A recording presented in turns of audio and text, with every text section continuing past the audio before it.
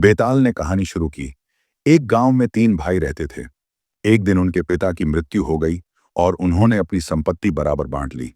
लेकिन उनके पिता ने एक गुप्त खजाने का जिक्र किया था, जो घर के पिछवाड़े में दबा था। तीनों भाइयों ने मिलकर खजाना खोदना शुरू किया। खुदाई करते समय उन्हें एक पुराना संदूक मिला।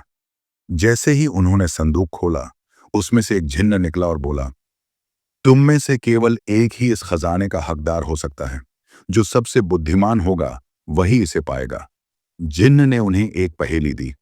जो चलता है पर कभी थकता नहीं, जो बहता है पर कभी रुकता नहीं, जो देता है पर कभी मांगता नहीं, वह कौन है? तीनों भाइयों ने सोचा। पहले भाई ने कहा, नदी। दूसरे ने कहा, हवा। लेकिन तीसरे भाई ने कहा, समय। जिन्न मुस्कुराया और बोला, सही जवाब, खजाना तुम्हारा हुआ। बेताल ने विक्रमादित्य से पूछा, बताओ राजन, तीसरा भाई सही क्यों था? विक्रमादित्य मुस्कुराए और बोले, क्योंकि समय कभी नहीं थकता, नहीं रुकता है, और वह सबको देता है, लेकिन कभी कुछ मांगता नहीं। बेताल चुप हो गया। वह जानता था कि विक्रमादित्य ने सही जवाब दे दिया है। लेकिन अब विक्रमादित्य ने बोल दिया था, हाँ हाँ हाँ हाँ हाँ। बेताल जोर से हंसा और वापस पेड़ पर जा लटका। विक्रमादित्य ने मुट्ठी भींच ली। फिर से शुरू करना होगा, उन्होंने सोचा। विक्रमादित्य फिर से उसी पेड़ के पास पहुंचे। इस बार उन्होंने बेताल को चुपचाप उतारा और चल पड़े। बेताल ने फिर कहानी शुरू की। एक राजा था जिसकी इकलौती बेटी थी। एक दिन उसकी मृत्यु हो गई, लेकिन उसकी आत्मा को चैन नहीं मिला।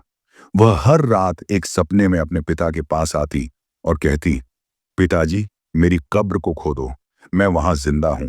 राजा ने सोचा कि यह सिर्फ एक सपना है, लेकिन जब यह बार बार होने लगा तो उसने कब्र खोदने का आदेश दिया।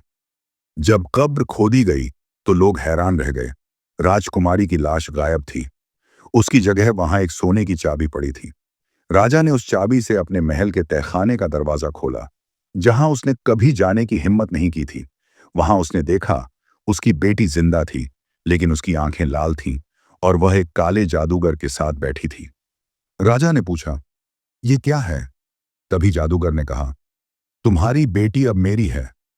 और वह दोनों गायब हो गए। बेताल ने पूछा, बताओ राजन, राजकुमारी की लाश गायब क्यों थी? विक्रमादित्य ने सोचा और बोले, क्योंकि वह कभी मरी ही नहीं थी। काले जादूगर ने उसे जिंदा दफन कर दिया था और अपने वश में कर लिया था। हाँ हाँ हाँ। बेताल फिर हंसा और वापस पेड़ पर जा लटका।